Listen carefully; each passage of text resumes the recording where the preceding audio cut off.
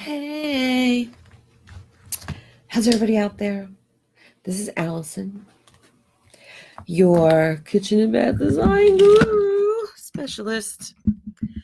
And I said I was coming on live on Monday around 5. It's a little after 5, it's 10 after 5, and I apologize for that. I don't know how many people are going to come on. I don't know what's going to happen. I asked everybody if they would post a question to the group, and I didn't get any responses. This is a new group, and I'm expecting things to pick up soon. I know you'll have some questions. As a follow-up to my last, when I had my live class about the laminates and the quartz material, I have a designer that's specifying a laminate countertop for a low budget kitchen. So I was glad that they are looking into that product. Always glad to help people learn and find out something new. And if you have any questions on any codes or things like that, I'd appreciate, just give me a holler, and I'd like to answer something. I'm going to do this on Mondays. This is my Monday schedule. And Wednesday, we're going to do something, and Friday, we're going to do something. But today, since I don't have any questions, I wanted to talk about the upcoming Kitchen and Bath Industry Show for February 19th to 21, 2019. It's going to be held at the Las Vegas Convention Center. It'll be nice to be in Vegas in February. Hopefully it'll be warmer than here. Last time I got snowed in when I went to Vegas. I said, I'm not going to worry about that big snowstorm coming. Couldn't get out until Monday morning on the last seat in the last plane, and I was lucky to get out. But what I found interesting is that the KBIS and NKBA and the International Builders Show and the Kitchen and Bath Industry Show have decided to remain a joint venture for till 2026. So that's nice and good to know, because it's a huge show. It's impossible to get to see everything all in one year. I almost think it's important to go twice every year, because you can't cover everything in 3 days. It's impossible. The show is huge. And one of the focuses, what you can do when you're registering for the KBIS show, KBIS 2019, you can donate $1, $5, or $10 to a skilled labor fund.org. There's a really big shortage in labor, of skilled labor, carpenters, plumbers, electricians, that as designers, we are on a slim pickings to find contractors, let alone good contractors. So the skilled labor is really something that's become an issue, because the economy is growing and the housing market is growing, but the skilled labor is not growing. So they're trying to do this. Skilled labor fund is taking initiatives, going to trade schools and trying to promote when workforces for people for scholarships to go to trade schools and everything. So if you have any young children or some friends or anybody interested, it's a really good thing. You need to have a carpenter. We need to have a electrician. We need to have a plumber. We need to have somebody drive the truck across the country. We need these people at McDonald's to get us our food. Everybody needs everybody, and we need somebody skilled for these technical, carpenter, electrical, and plumbing. And if you get into a union, we all know that's a really good job. That's a really good job. And then, so what's that? No one's coming on. Am I boring you? This is boring. No, I don't really care. So this is I found that this magazine is, I do this a lot. I show the magazine, whatever. I I see this in my magazine rack all the time. And it says, you want Sub-Zero. Do you know why? Oh, what a clever. Talk about your clever marketing. You want Sub-Zero. So definite. And then I was like, well, no, why do I know? Why do I want it? Let me see. Let me check this out. And it says, it feels good not to settle. It tastes better too. Your kitchen is no place to cut corners. Engineered and tested to serve your household for 20 years or more, keeping food at its absolute best until the time you serve it. Sub-Zero is built by and for the people with little appetite for compromise. That's a great ad. And it got me wondering.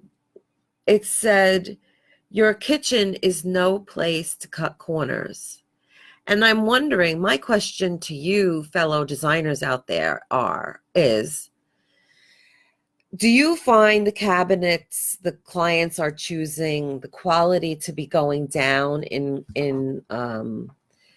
what you're specifying is that the clients don't want that better middle to middle upper cabinet? They're willing to go with the less expensive, least expensive cabinet, and yet they spend $30,000 on appliances or $8,000 on a Viking range. But the cabinets, for some reason, they feel are disposable, like whoop-de-doo. If I don't like them in 10 years or 5 years, I'll just rip it out again. And I'm thinking, do you have any idea, first of all, the cost of ripping it out and redoing it, and the stress of ripping it out and redoing it? It's not a wise decision for people to cut corners, but yet I find a lot of my clients are like, oh, I didn't get good cabinets. Why? Why didn't you get good cabinets? What is wrong with this picture here? You get what you pay for. Every product, you can't buy a Mercedes with the Buick pocketbook. You can't, with the Buick cash wallet. It doesn't work. So I don't get that. I thought that was a really interesting and a bold, you want Sub-Zero. So it's like, you want good cabinets. Do you know why? Maybe I should make that into an ad, but then I'll have copyrighted it. Can't do that. Can't do that. No, no, no to the copywriting. There's a little book that when I teach my kitchen and bath class, this is a book from NKBA. You can go on to nkba.org and purchase this book. It's a handy little guideline. It's a nice little book, so it'll take not too much room. And I like a book instead of a PDF, or digital, because I like to be able to switch back and look at the pages and go from page to page. And it's very clear, has all the guidelines. It's very simple to follow this. And it's nicely done. So I recommend this to have in your library of design references. So you can, it gives you some things about grab bars and distances and whatnot. So even if you're a decorator, it's always good to know. And I mean a decorator, meaning that you deal more with the finishes. You don't have a degree in interior design, so much to say as more of the soft goods, which isn't to say bad thing. It's just one is more technical than the other. And I can't do window treatments. Don't ask me to start picking out window treatments, please. But I could do a kitchen, and I know all my codes. And it's a good book to have. It's called this is their second edition.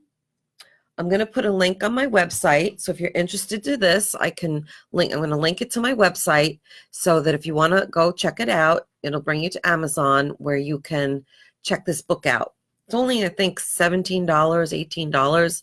It's a very handy tool, a very handy tool. And it's called Planning Guidelines with Access Standards, meaning ADA.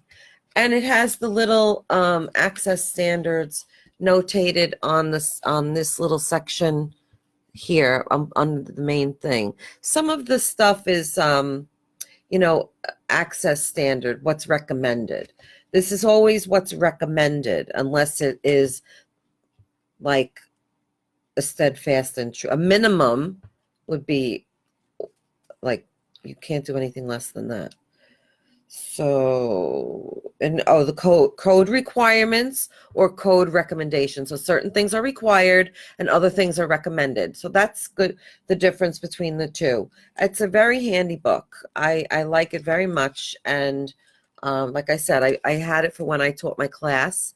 And if you want to learn anything about kitchens and baths, this is the little handy thing. Some of the books that you can get for kitchen and bath from NKBA are very expensive. They're hundreds of dollars. And if you want to invest in them, that's fine. But if you don't, and you just want something handy and quick to reference, and you don't need to be so technical detail, but it'll give you some idea of lighting and layouts and switch codes and things like that. And that's so kitchen and NKBA kitchen and bathroom design tips. That's what that is.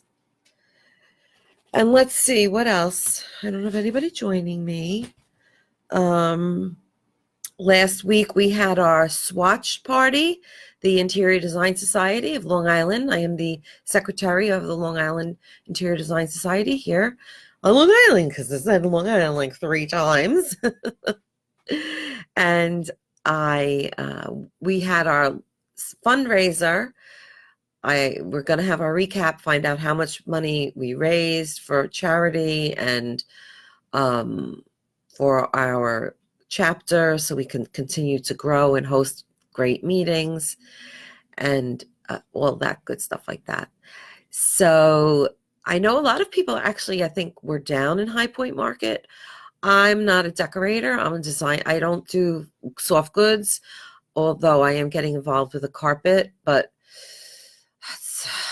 I really am pushing it with that. I really just, kitchens and baths. I like to do the other stuff, but it's not my specialty. It's not the back of my hand. So I find it a little bit more of a challenge. And I don't know the prices. I don't know, send me to the cheaper, send me to the more expensive. I know the general basics from FIT. Silk I know is expensive. Wool is better, things like that. But the different backings of carpet, the different linings for window treatments and upholstery, and it's complicated as well.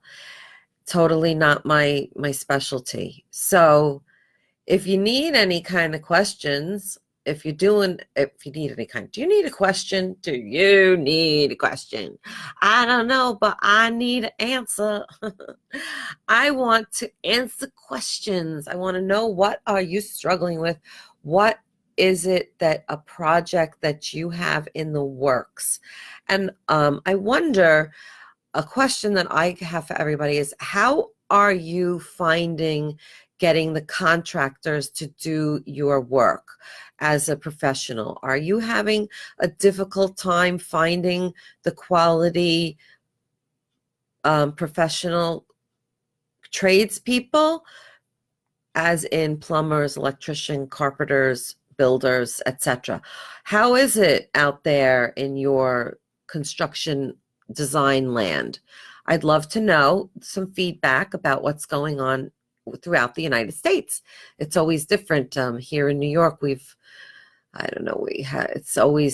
crazy here. New York is crazy. We're crazy. New York is crazy. We're all it's crazy. But anyway, I had a wonderful time talking to everybody.